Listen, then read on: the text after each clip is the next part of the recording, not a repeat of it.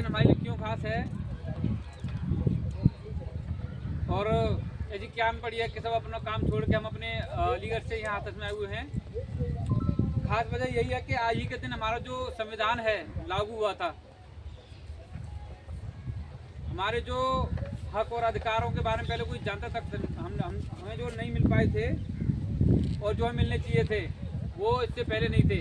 लेकिन जिस दिन हमारा संविधान लागू हुआ था 26 जनवरी 1950 को, उसी दिन से हमें ये हक और अधिकार मिले थे।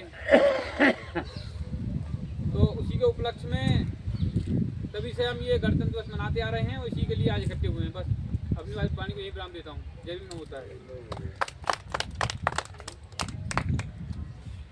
बहुत अच्छे अनिल आजाद जी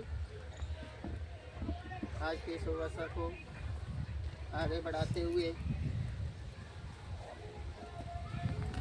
हमारे बीच में उपस्थित भाई मोहनदेव जी अलीगढ़ से चल कर के आए हैं। मैं उनसे भी आग्रह करूंगा कि वो आएँ और आज के इस अवसर पर अपनी बात रखें। भाई मोहनदेव जी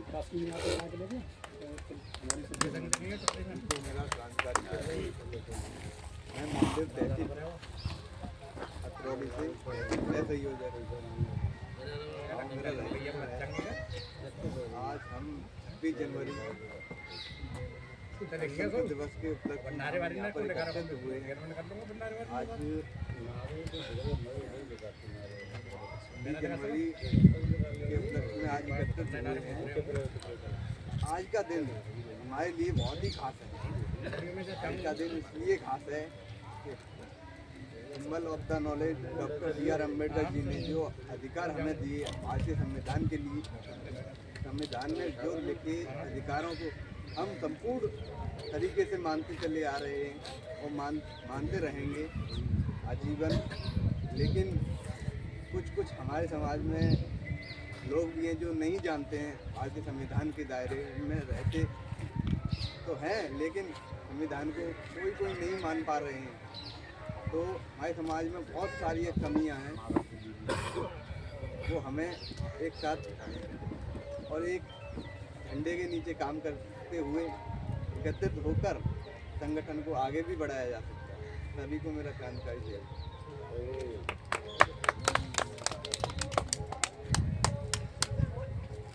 बहुत अच्छे भाई मोहनदेव जी आज के इस अवसर को आगे बढ़ाते हुए हमारे बीच में उपस्थित हमारे हाथरस के तहसील संयोजक भाई पवन कुमार जी भी हमारे बीच में उपस्थित हैं। मैं उनसे भी आग्रह करूंगा कि वो आएँ और अपनी बात रखें। भाई पवन कुमार जी।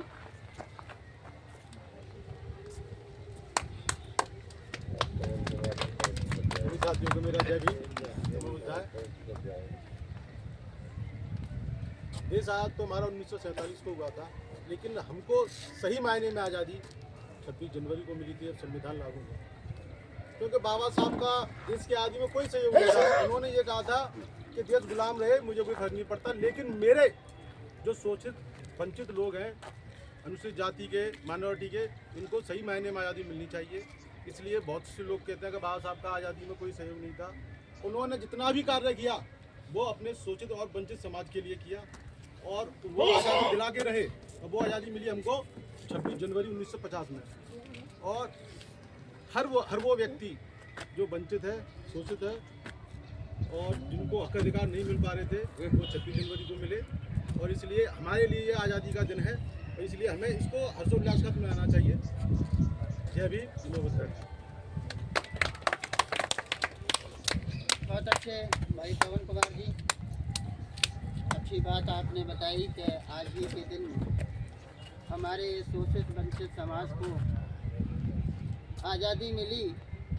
लेकिन जिस तरह बाबा साहब ने संविधान में हमें आज़ादी देने का काम किया, शायद मैं नहीं समझता हूँ कि हमें वो आज़ादी सही रूप में मिली है। आज भी हमारे समाज के साथ शोषण हो रहा है, हर तरह से दबाया जा रहा है, शिक्षा को पीछे ले जाया जा रहा है। तो हमें उस पर कार्य करने की ज़रूरत है, अपने अधिकारों को पहचानने की ज़रूरत है बाबा साहब के बनाए हुए संविधान को पढ़ने की ज़रूरत है, पढ़ करके उसको समझने की ज़रूरत है कि बाबा साहब ने ऐसा क्या हमें उसमें दिया है जिसे हम पढ़ करके अपना एक रास्ता चुन सकते हैं, अपने समाज के लिए हक अधिकार की लड़ाई लड़ सकते हैं। और किस तरह से लड़ सकते हैं, तो वो हम लड़ाई कब लड़ सकते हैं, जब हम बाबा साहब के संविधान को पढ़ेंगे, जानेंगे कि बाबा साहब ने हमें उसमें ऐसा क्या दे दिया है कि हम जिसके सहारे आगे बढ़ सकते हैं, अपने समाज को आगे बढ़ा सकते हैं। आज के इस शुभ अवसर को आगे बढ़ाते हुए हमारे बीच में उपस्थित हैं आज़ाद समाज पार्टी के संगठन मंत्री भाई उम्मेद हसन कुरैशी जी।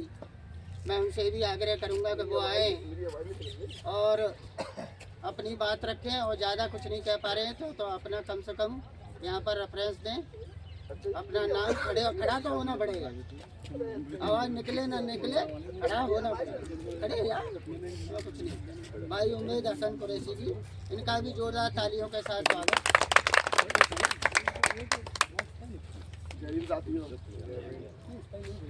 साथियों, आज मैं कुछ समय से निकल रहा था रास्ते में, तो मैंने देखा था तेजी मिल गई मुझे रास्ते में, तो मैं तेजी साथ जहाँ तक आ गया। और मुझे बहुत खुशी है कि इतने सारे लोगों को देख के मैं खुश हूँ।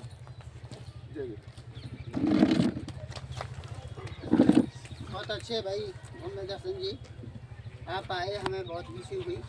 आपका तहे दिल से स्वागत अभिनंदन करते हैं। हमारे बीच में उपस्थित हैं एक बार सेट है कि तो मैं की मिलेगी फोटो निरंजन लाल साहब जी। मैं उनसे भी अनुरोध करूंगा कि वो आएँ और आज के इस शुभ अवसर पर बाबा साहब के विचारों को प्रकट करने का कार्य करें। मां साहब के लिए जोरदार तालियों के साथ उनका स्वागत। एक बार वो फोन कर लो, ये निकल के जा रहे हैं, सुनी चले जाएंगे, वो रह जाएंगे पर प्रसाद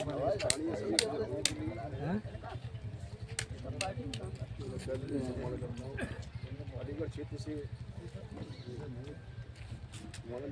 टीम आई हुई है, मैं उनका सत्कार करता हूँ। ऐसे मैंने ऑर्डर दे दिया था कल ही, बहुत बड़ी आया कि नहीं? आ रहे हैं 5 मिनट। ऐसी गलती करोगे आगे चल समाज कैसे बढ़ेगी? आज का राष्ट्र ये होना अनिवार्य है। राष्ट्र का झंडा जो है बात सम्मान से फहराना चाहिए, ये बहुत बड़ी गलती है। मैं तो कॉलेज का अध्यापक हूँ, इसके खिलाफ कह रहा हूँ, तो आप आज विशेषकर 75वां ये हमारा गणतंत्र दिवस है। हमारा देश जो है सदियों से गुलाम रहा था। जैसे एक चिड़िया होती है पिंजड़े में, वो फड़फड़ाती है कि मैं बाहर आऊँ और उड़ूँ। इसी तरीक़े से सबसे पहले यहाँ मुगलों ने शासन किया, उसके बाद फिर अंग्रेज़ों शासन किया, उसके बाद भारतीयों में एक जागृति पैदा हुई कि हमें अपना देश, अपना घर स्वतंत्र करना चाहिए। तो उन्होंने जो सोच थे उन्होंने अपने देश को आज़ाद किया। आज़ाद करने के बाद में फिर भी एक बात रह जाती है कि जब तक नियम कानून नहीं होगा तब तो हम कुछ कर नहीं सकते। स्वतंत्र जरूर हैं, लेकिन स्वतंत्रता के साथ साथ कोई नियम कानून होना अनिवार्य है। वो नियम कानून हमारे परम पूज्य डॉक्टर भीमराव अम्बेडकर विश्व रत्न है, उन्होंने पूरा किया। संविधान जो बनाया वो हमारा नियम है, हमारे घर का, हमारे राष्ट्र का, हमारे देश का, हमारे राज्य का ये नियम है। बिना नियम के कोई काम नहीं हो सकता है। तो ये राष्ट्र पर्व मनाया जा रहा है, ये हमारी आज़ादी के विशेषकर जो मुख्य जो है डॉक्टर भीमराव अम्बेडकर ही हैं। उन्होंने ऐसा नियम का एक संविधान बना के दिया जिससे समस्त समाज हमारा आगे चल के प्रगति करेगा, जिसमें सब कोई सुविधा है, महिलाओं को, बच्चों को शिक्षा के लिए, और हमारे जो वंचित वर्ग है, जो गरीब तबका वर्ग है, उसके लिए सुअवसर मिलेगा। तो इस तरीक़ा से हम सभी मतलब जो पहले से कर ले कि हम शिक्षा पर विशेष एक मंत्र दिया है बाबा साहब ने कि बुद्धम शरणम गच्छामि, धम्मम शरणम गच्छामि, संगम शरणम गच्छामि। बुद्धम शरणम गच्छामि मतलब है कि हमें बुद्धि से कोई कार्य करना चाहिए।